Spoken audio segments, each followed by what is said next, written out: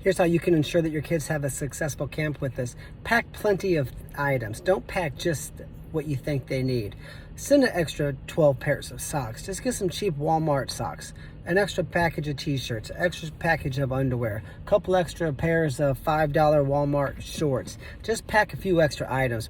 They need pillows, blankets, this types of things. Follow our packing list. Everything is on there. Send a few rolls of tape. Send extra bars of soap. They're going to lose a bar. We sell a bar for $1. That's what we pay for it. We used to give it to them, but they just throw it on the floor after they use it. So now they pay $1. There's the value. They're more likely to take good care of it. Send 5 or 6 bars of soap. Send maybe 2 or 3 little shampoo bottles instead of one big gallon of it. If you're sending them with medicine and they're here for 11 days, just send enough for 11 days. If they're here for 14 or 28, then send accordingly. It's probably best not to send 3-4 months supply. It's easier that way. Fatigue, they're going to get fatigued and worn out physically, mentally maybe.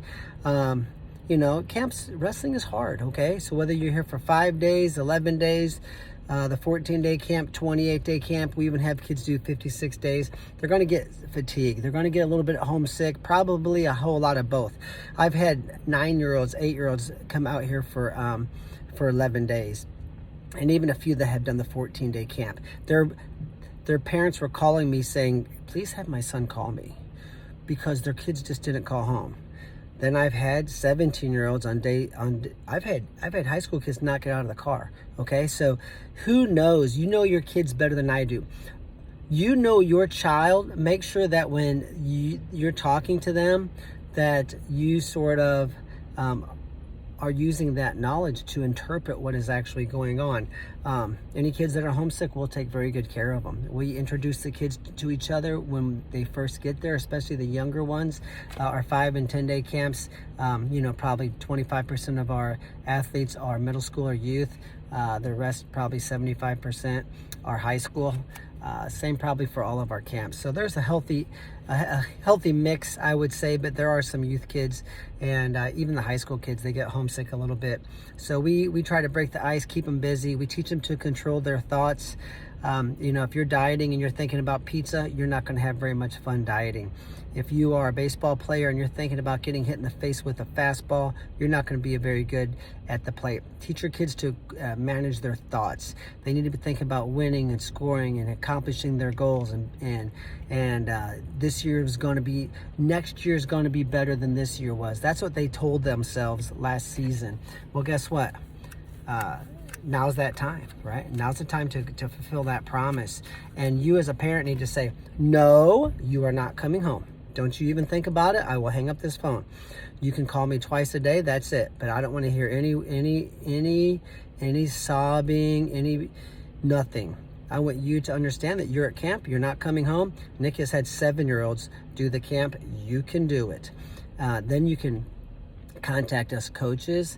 Obviously, when you're contacting me or the coaches, make sure it's something important. Obviously, if they can't find their socks, they don't need to call you, because you email my wife and she texts me and I'm like, I'm at practice. Just have the boy find a coach.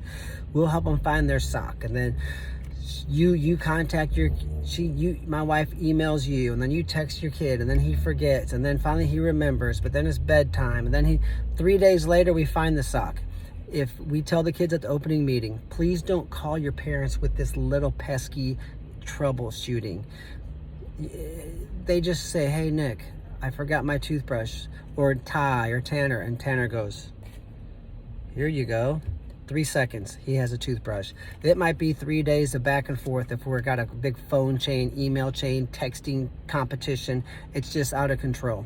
So contact us for necessary matters. Obviously, you have 24 access to us. We have your child at our camp.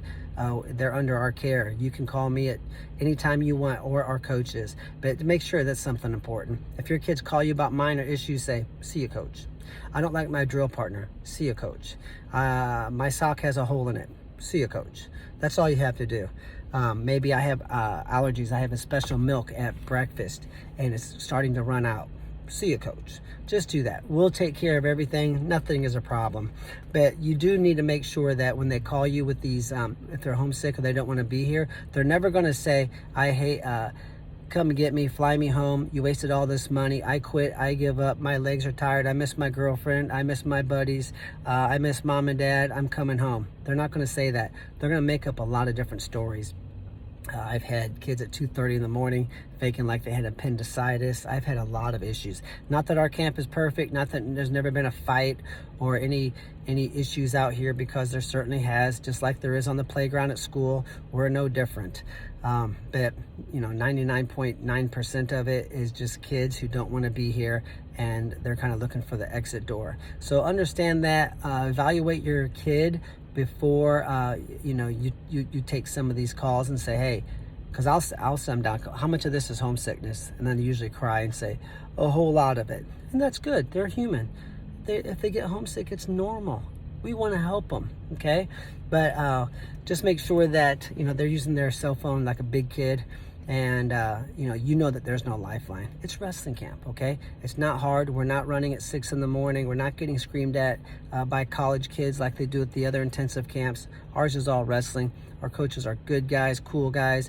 I hate Tommy Tough guys. I don't allow them at my camp. I don't allow them around me. I don't allow them around my kids and your kids. Any Tommy Tough guys, I kick them out. I don't want them around me. I have no use for them. I'm older, 51 years old. I'm probably a little bit old school in certain areas, but not very much.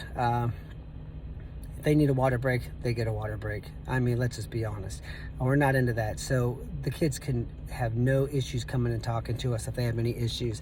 But the main thing you can do is say, hey, you're not coming home, but I'm going to talk to you twice a day, and that's it. But I want you to hear you talking like a big kid, like a man, and saying, I'm doing good, I'm pushing through it. And, in a case of this, if you need to contact me or our coaches, you can certainly do that. Just shoot us a text, and we'll find this wrestler, and we'll pair them up with a friend, and we'll make sure that, we check on them.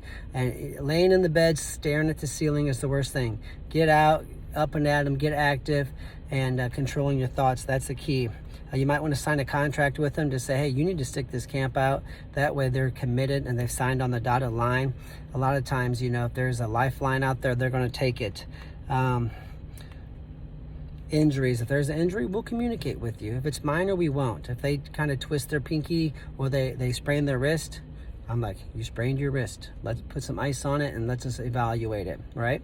They fill out injury forms. If they ever miss a practice, if they miss more than 2 practices, then that's our kind of trigger to contact a parent, okay? And if we think that someone is maybe faking it, it's not my job. If they say they're hurt, they're hurt. They say they're sick, they're sick. I'm not a doctor. I don't push kids. It's your job. You can say, hey, Nick, I think he's fine. You need to push him onto the mat. Then I will do it. Otherwise, I would rather you make that call. I just don't do that. As far as taking kids to the doctor, it's tough to find a doctor that will take out-of-state kids and strangers.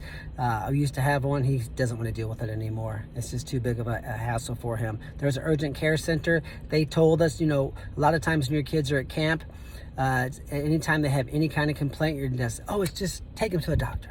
I don't want to deal with it. Take them to the doctor. I just need that peace of mind. And I get that. Your kids are 900 miles away from home. But, the urgent care center has told us, you got to quit bringing kids in here because they have a cold. We just can't do it, right? You guys are clogging up the system. There's times we've taken 8 kids in a day in a 5-hour period. They like us to have this. Now I have the final say, and we'll communicate with you. But for the most part, they said if they don't have a fever of they said 100.4 or higher.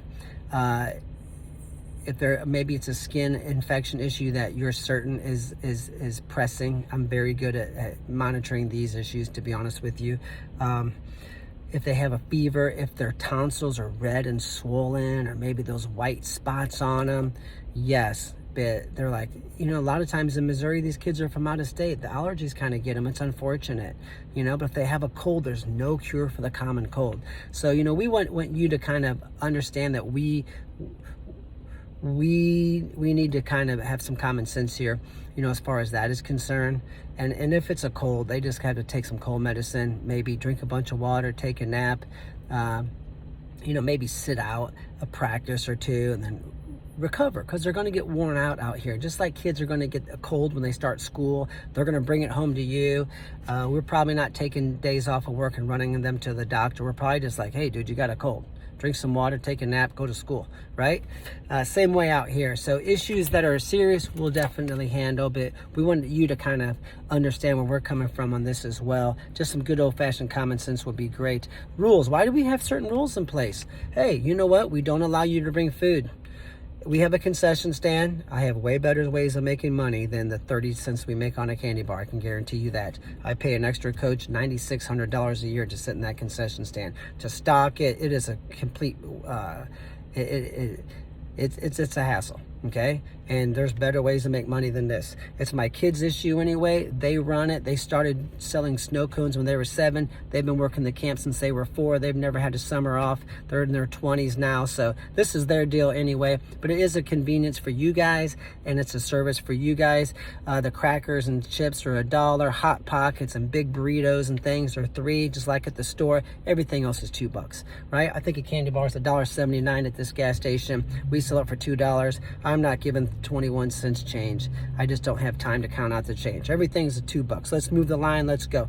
The reason we do this is a few things. Number one, snacks and junk food and box of this stuff is the number one cause of fights. When your kid's at practice, kids are going to steal his food. They just are. I would have stole it too. My college roommates knew. They better lock their stuff up. We just stole from each other. That's what boys do. Girls probably do it too. There's no place to store it. I don't have another 8,000 square foot facility with big lockers to store giant, huge boxes of junk food. I don't have it. It's going to stay in the bunkhouse. It's going to get stolen. Plus, I don't want it in my bunkhouse because I have, 150 mattresses. You can imagine the cost to buy 150 mattresses. You probably don't want melted chocolate on your $6,000 sofa. I don't want melted chocolate on my couch, on my mattresses. We don't want ants, maggots, mice. You get one mice crawling across the kid's chest in the middle of the night, maggots or something, I lose a customer. So I care about my customers, and I care about my business too, more than I do your son's desire to have Cheetos.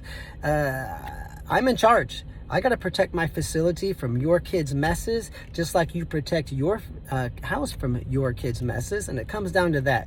It's also the number one, back in the day, was the number one cause of parents calling upset. Their kids got their food stolen, and they bought $300 worth of junk food. I can't protect junk food. I actually want to coach wrestling. I actually would like to get to know your kids, and I can't monitor. I can't stand there and guard fruit snacks. I can't do it. I don't want to do it. It's also the number one reason, parents, kids eat it all in a day and a half. So a parent's like, how come you let my kid eat 10 days worth of junk food in 2 days? I'm like, ma'am, I kind of would like to have wrestling camp. I don't want to do it. Well, can you check it out? No, I can't sit in an office and say, would you like a Twinkie today, or would you like a snow cone? I can't do it. Just, hey, here's $5 a day, $6 a day. Go buy a snack. Who doesn't want to have a Gatorade after practice, sit in the air conditioning, maybe eat a bag of chips, hang out with your buddies, play some dominoes? I know I would, but I've also had kids bringing food in, selling it. You get a big bag of Pringles, a box of Pringles, you sell it to some kid for $15. His mom calls me mad. That has happened. I had a dad bringing in $1 double cheeseburgers from McDonald's, selling it at my camp. I was like, dude, you really need to get a job, right? And he sold them for $5. So parents were not happy that their little 8-year-old was getting ripped off by an adult. I got to monitor all of this stuff. That's the reason we have that. We don't allow food deliveries. I had kids selling a bag of Taco Bell for $35 to a young kid. His mom was not happy. I gave him $35. They probably never came to our camp. I'm trying to protect my customers. I don't allow gambling. I'm not going to let an 18-year-old take your 12-year-old's money gambling. I got a lot to deal with out here, and we actually would like to have wrestling camp at some point in time. So it's not junk food camp. It's not a late night pizza camp. It's not stay up to 2 in the morning waiting for the Domino's pizza delivery camp. We're going to get up on time. We got 3 meals a day. If we have a concession stand, bring a few bucks, get a Hot Pocket and a Coke or a bottle of water, and sit down and have fun, and then lights out at 10 o'clock. That's what we're doing. Also, as far as the food issue is concerned, the reason we don't allow the deliveries, another thing, is because they always show up like late. My coach was like, Nick, I want to go to sleep. Well, no, this mom's really upset. Her son's pizza isn't here, and he and his buddies, they spent $40, and it's 11:15 at night, and that pizza still has not arrived. Now my coach has got to stay up to midnight watching the pizza get ate. We don't want to do it. My coach was like, hey, it's bedtime. Your teeth are brushed, go to bed. See you in the morning. We're going to have a good wrestling camp, because we actually want to have wrestling camp out here. And my coaches want to take a shower and go to sleep. So that's another reason we don't allow deliveries. Please don't ship food out here. We have kids who have severe peanut allergies, more severe than you can even imagine. So you might really want to ship those peanut butter cookies because your son just loves them. Even though our camp letter says not to, you're like, I think it's going to be okay just this one time. It would make me feel so good if he got some peanut butter cookies. Can't have it. Someone's life is on the line. I'm responsible. I have a liability. I have a business to run. I have a camp to do. I would actually like to be on the wrestling mat coaching wrestling and not talking on the phone, because, you know, some parent is rightfully so upset that there's peanut butter at the camp when I promised her or him that there would not be. We don't like protein powder. It gets dumped all over the place. Just no shipping food. How about shipping packages in general? Don't ship a care package. Just send them a text. Say, hey, you want to be a state champ? You want to be a state medalist? You go crush it. I love you. I'll see you when you get back.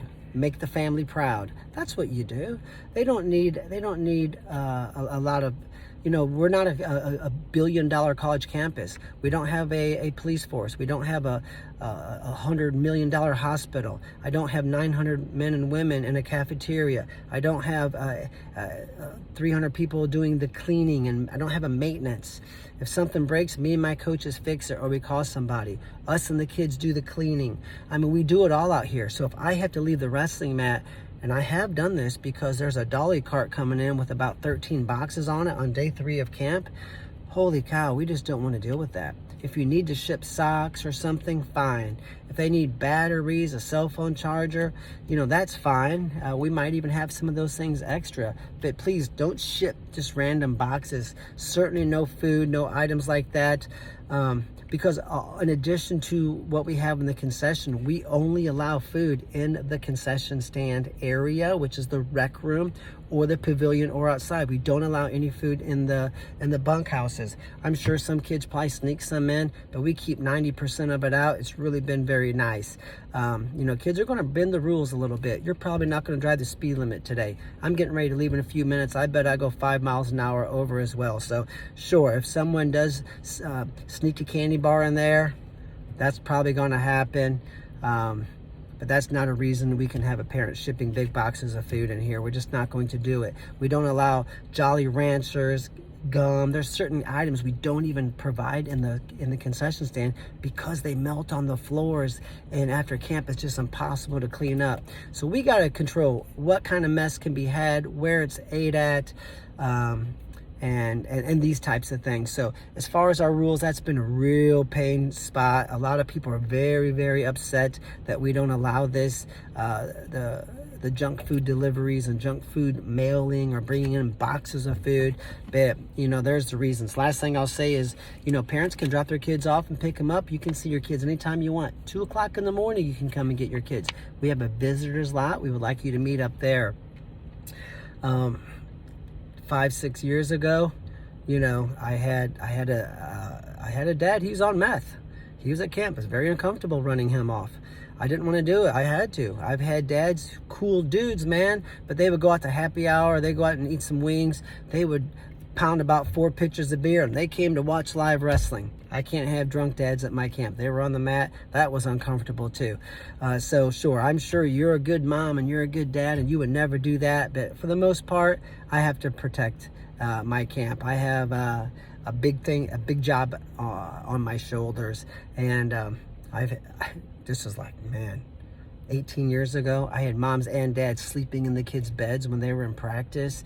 I just got ran over. I didn't know, right? So we don't allow parents. You can come watch the last practice of the camp. That's it. And if you don't like that, then please don't come to my camp. You knew that when you signed up. There might be father-son camps out there. If you want to do a father-son camp, maybe mom can come along. You all can do father-son camp. That's cool. But we just don't have that. I've had dads in the kids' shower areas barking at them. I'm like, dude, you got to get out of the shower, right? You don't want 28 strange adult men hanging out with your kids 18 hours a day. There are molesters out there. I don't take a chance with your kids' safety, okay? My kids have been out here since they were 4. My grandson's almost 2 now. He's going to be out here one day. I don't allow strange adults to hang out with your kids or mine 18 hours a day. I just don't allow it, right? And you're sure 99.9% of us are just awesome people. But for me, boom, no food, no shipping packages, no peanut butter, no food deliveries at midnight. Just focus on wrestling. Let's have wrestling camp. Mom and Dad, tell your kids, I'm not going to see you for a while. I may come and visit on day 8 at the visitor's lot. I might come pick you up and take you to dinner. But other than that, you know, you're not going to see me. And me and Mom are going to kind of like not having you at our house. We're really going to enjoy having at least 1 or 2 of our kids gone. Heck, I wish I could get rid of all the kids for a week. Tell them that, because that's probably how you feel, right? And I tell the kids that too. Then you say, I'm going to see you after the camp, and we're going to watch the last practice, and I expect to see an amazing camp. Heard great things about Nick's camp, and that's what I'm expecting. So there's my tips on how to have an awesome wrestling camp. Good luck. Thanks for choosing us.